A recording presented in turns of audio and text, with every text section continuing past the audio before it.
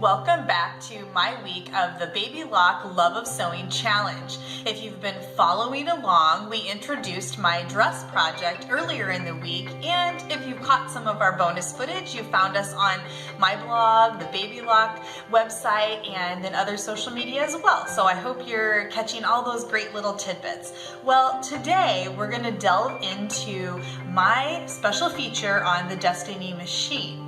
But I want to show you something first at my cutting table. I'm going to take my regular scissors and I'm going to cut a straight line. Now, I sew a lot, so I'm fairly accurate when I do this. However, I'm not a nice sharp rotary cutter. So when I take this ruler, and I love this ruler, I use this all the time, and I place this, I have a nice sharp edge, I can use the gauge on here and literally slice a beautiful, nice sharp edge on my fabric. It's so much more precision. What this ruler is, it's a guideline. So we have a guideline marker on the Baby Lock Destiny, and there are some really cool things that you can do with it. So let's head over to the machine and we'll take a look. What exactly is the guideline marker on the Baby Lock Destiny? Well, believe it or not, it actually is a real laser. If you open up your Destiny manual, it actually talks about it being a real laser. However, it's small enough, it's not going to harm or hurt anyone. I knew that we had this amazing technology, but I really read all the specific things about it and thought that actually was pretty cool. And I mentioned that to my 5-year-old son, and he really thought that was cool because he instantly said my sewing machine had a lightsaber like Star Wars. So he's a big fan now. But let's take a look at the machine, and I'm going to show you the features. It is very easy to use, and with literally the touch of a button, you have some really cool options. So let's hop over here and take a look. When you turn your machine on, you're going to have this screen, and we're going to actually just go to the machine settings button. If you don't know what that is, there are all kinds of settings and things that you can do to customize your machine. On page 3 is the guideline marker adjustment. So I'm going to turn that on, and you really won't have to do this too often, but what this does is it lines up your marker. And let's hop over to the bed of the machine, and if you see this red line, that is your laser, your sewing machine laser. And if it's lined up correctly, it will go on this dotted line. If it's not, you can actually push this button and shift it just to the left or just to the right as needed. Then there also is a light adjustment, and I am going to grab a piece of fabric and lay this on here. If you want a little bit of a lighter mark, this is number 1, the faintest line that you can place on your fabric, and then 2, 3, 4, and 5. I keep mine right on 5 so that I can see my laser and it's nice, crisp, and clear, especially on dark fabrics. So that is the basic settings that you can adjust for the guideline marker in the home settings screen. I will click OK, and we are now ready to go to the sewing menu. We'll click sewing, and I'm going to show you the few features of using your guideline marker. And you probably have noticed that I've used my sensor pin, which is a great feature and tool, and this little icon right here is the guideline marker, and that is how you turn that on when you're sewing. And you will notice 2 things. First of all, it's going to appear on your bed of your machine, on your fabric.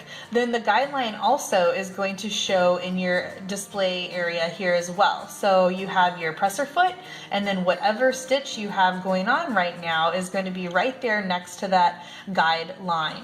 The second thing on the screen here is the placement. So as I shift this, and let's just do that a couple places, you'll see that that guideline has gotten closer to my row of stitching. You'll also be able to see it move over here on the machine. So if I hit the button, let's watch this guideline move back and forth on the fabric.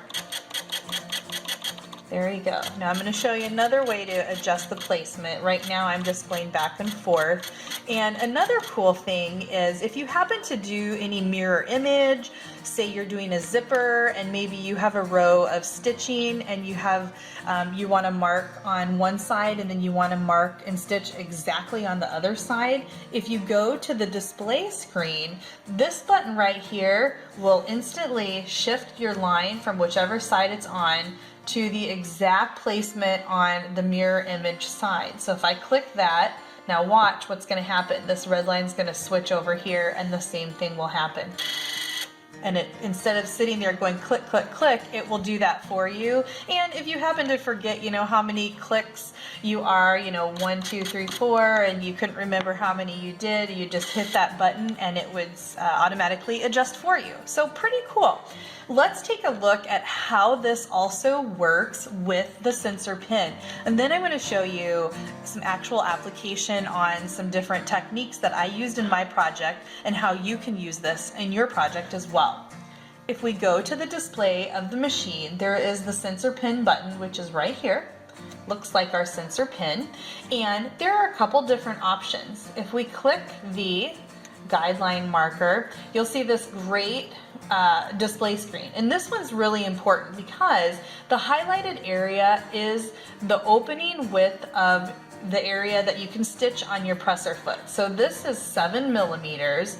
And if we go over here to the opening on our presser foot, that is what this area right here is. Okay, so when anytime you're forming a stitch, that is as wide as that can be on this particular presser foot.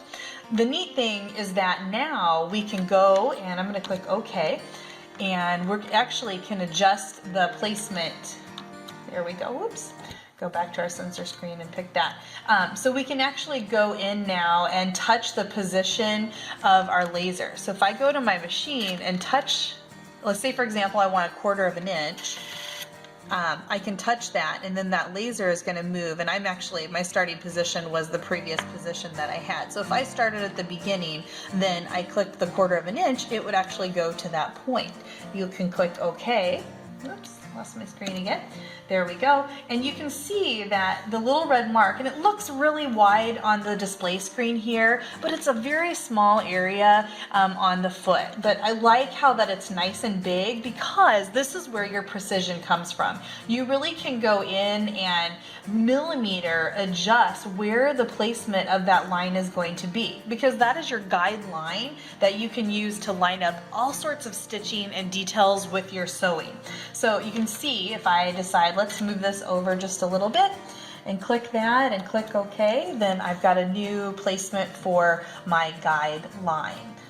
I want to show you another really cool feature that we can do with the guideline marker and our sensor pin. I'm going to select another stitch and I want to illustrate, let's just grab a regular zigzag. If I click the sensor pin, see how this particular stitch is grayed out? So that means that what I'm about to show you won't work with that stitch. So we'll click cancel, but it will, I already know because I use this one, it will work with this particular stitch and many of your other special features too. All right, so now I can click this button. And the really cool thing about this is you can adjust the width of your stitches. And I'm going to illustrate this in just a minute, but I want to point this out that, for example, if I want to do that zigzag stitch and say I want to start right here, I'm going to click OK, and then I'm going to click maybe over here, click OK. All right, so now when I go to stitch, my zigzag stitch is going to be a custom size, and I'm going to illustrate that in just a minute, but I want to kind of give you a little bit of an introduction to how we're going to be using these buttons and what exactly I'm doing when we do some of our samples. And then we'll see how it worked in our final dress project.